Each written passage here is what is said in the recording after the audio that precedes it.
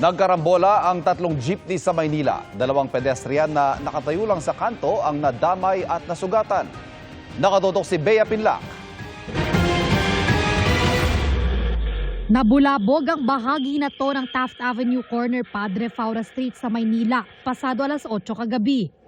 Binangga ng jeep na galing Divisoria at patungong Baclaran ang jeep na galing San Andres at patungong Padre Faura.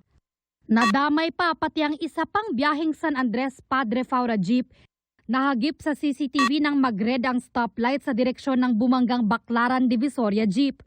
Walang kuha sa anggulo ng dalawang Padre Faura San Andres jeep pero ayon sa mga driver nito, pagkatawid po namin, naka-green na po kami, biglang may bumubulusok po na biyaheng Baclaran, naka-red na po sila, tinumbok po yung gilid po ng jeep ko. Nag-hitting the red light siya.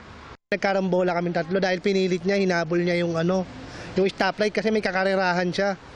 Aminado naman siya sa mga nangyari. kita rin sa CCTV ang mahigpit na pagkapit ng pasaherong ito sa tumagilid na jeep.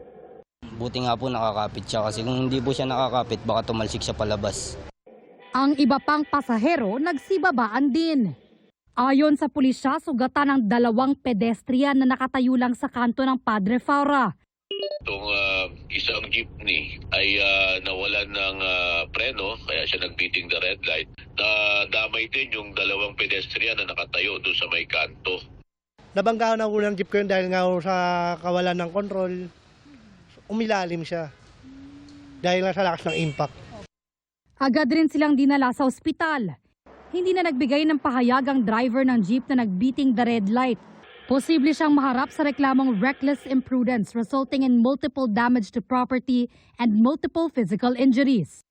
Para sa GMA Integrated News, Bea Pinlac, nakatutok 24 oras.